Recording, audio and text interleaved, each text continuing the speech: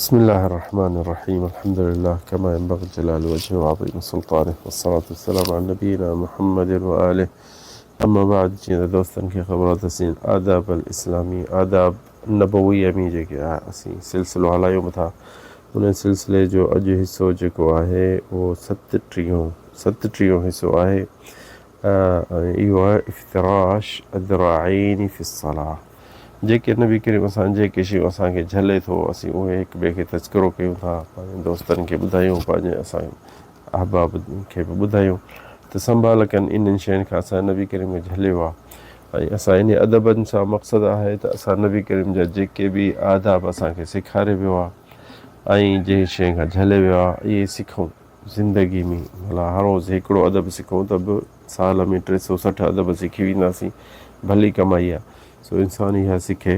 ऐं हिन अॼोको जेको सिलसिलो आहे 37 जेको आहे इहो जीअं चयोसीं नही नबी सल्लल्लाहु अलैहि वसल्लम इफ्तिराश अदराईनी फी सलाह। निमाज़ में असीं काफ़ी माण्हुनि खे ॾिठो आहे त जेॾीमहिल सजदे में वञनि था न त पंहिंजो हथु ऐं ॿांह सॼी ज़मीन ते रखनि था, ॿांह सॼी ज़मीन ते, ॿई पासा ॿई ॿाहूं ज़मीन ते हेठि सुम्हारे छॾींदा आहिनि हेठि, यानी सॼी ॿांह ज़मीन खे लॻियल हूंदी आहे। ऐं नबी करीम सल्लल्लाहु अलैहि वसल्लम इन शइ खां झले वियो आहे ऐं तमामु घणो यानी इन ते ताक़ीद करियो आहे त इन शइ खे छॾियो। ऐं जे इहा हदीस में बि नबी करीम सल्लल्लाहु अलैहि वसल्लम चए थो, हदीस अनस बिन मालिक रज़ियल्लाहु अन्हु, नबी करीम फरमाए थो इअ्तदिलू फी सुजूद वला यबसुत अहदुकुम ज़राअैहि इनबिसातल कल्ब। नबी करीम सल्लल्लाहु अलैहि वसल्लम ॾिसो न तशबीह छा में ॾिनो आहे त इंसान जॾहिं सजदे में वञे त हथु जे ज़मीन ते हुजे, ॿांह मथे हुजे ऐं ईअं जीअं कुतो वेहंदो आहे ईअं न वेहे। जीअं कुतो वेहंदो आहे त अॻियूं टंगूं हेठि ज़मीन ते सॼो रखे वेही रहंदो आहे। त नबी करीम इन शइ खां असांखे निमाज़ में तमामु तहदीर ऐं तंबीह करे वियो आहे त इहा शइ नाहे करणी ऐं जाइज़ न आहे। तंहिंजे करे असां इन शइ जे दोस्तनि खे चऊं था त निमाज़ में असीं काफ़ी माण्हुनि खे ॾिठो आहे त इहे शइ कनि था, अहिड़ी शइ कनि था ऐं इन ख़बर न अथनि। जे ख़बर हूंदनि त इन्हनि में करण में का तकलीफ़ कान्हे, पर जंहिंखे ख़बर न आहे त हर ग़लती में किरी थो पए। तो इंसान सिखे, पंहिंजो दीन सिखे, इल्मु पढ़े। निमाज़ अहम शइ आहे सभु शइ खां। ॾिसो अलाह ताला निमाज़ पहिरियां हिसाब कंदो क़यामत ॾींहुं। इंसान जेके निमाज़ जेके हूंदा निमाज़ी उन्हनि खे मलाइका हिकिड़े पासे बीहारींदा ऐं जेके बेनिमाज़ी हूंदा उहो काफ़िरनि सां चवंदा उन्हनि खे तव्हां काफ़िरनि सां बीहो, तव्हां खणी कलमो पढ़ियो हुजे, हज कयो हुजे, उमरा कया हुजनि, पर तव्हां बेनिमाज़ी हो, तव्हां काफ़िरनि सां बीहो जेसिताईं तव्हांजो हिसाब शुरू थिए। सो इहा आहे वॾी मुसीबत इंसान जी जेके आहिनि।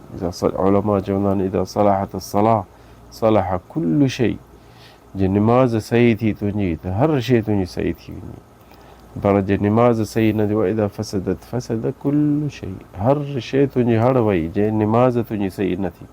सो इंसान पंहिंजी ताक़ीद करे ऐं सोचे निमाज़ में निमाज़ जेकी आहे उहा इहा इन जो इहो ज़ाया न करे, ख़ुदो ख़ुशू सां वुज़ू चङी तरह करे टाइम ते पढ़े, देरि न करे। तोखां कुझु बि नथो पहुचे, फ़र्ज़ु पढ़ी निकिरी वञु मस्जिद मां, ज़रूरु न आहे सुनतूं नफ़िलूं सभु पढ़ी, इहे सभई जे पढ़ी त अञा भलो, पर जे तोखां अलाह जेके शइ तो ते फ़र्ज़ु कयो आहे उहो फ़र्ज़ु आहे।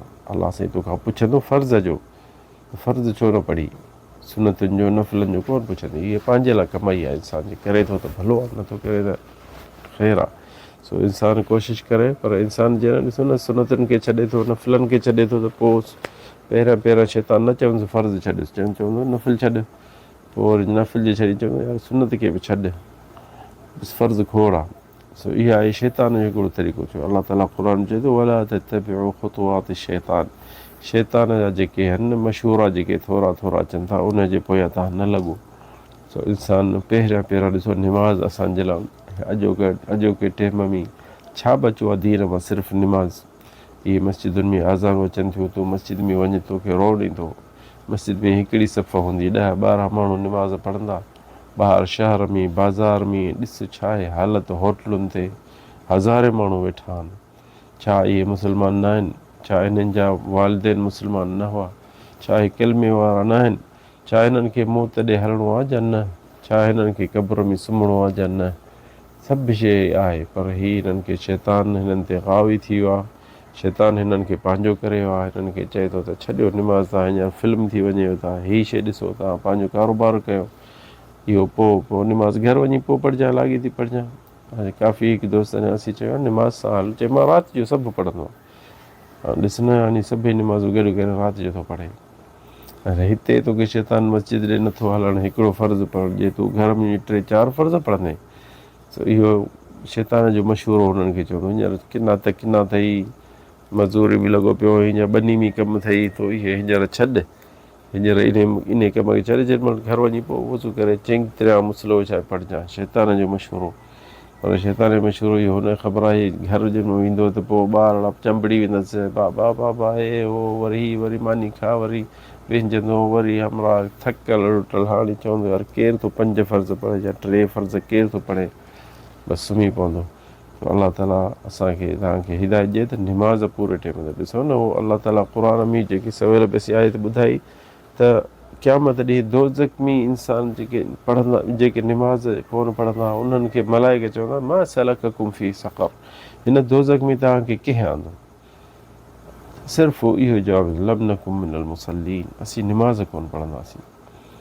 ॿिया ॾोह बि ज़रूरु हूंदा, पर मेन शइ जंहिंजे करे असीं हिते आहियूं दोज़ख में, ऐं हिन वादी में जंहिंजी सक़र नालो आहे, किनी वादी आहे सफ़ा अज़ाब जी, असीं उन में छाजे रहो? सिर्फ़ु निमाज़ जे करे।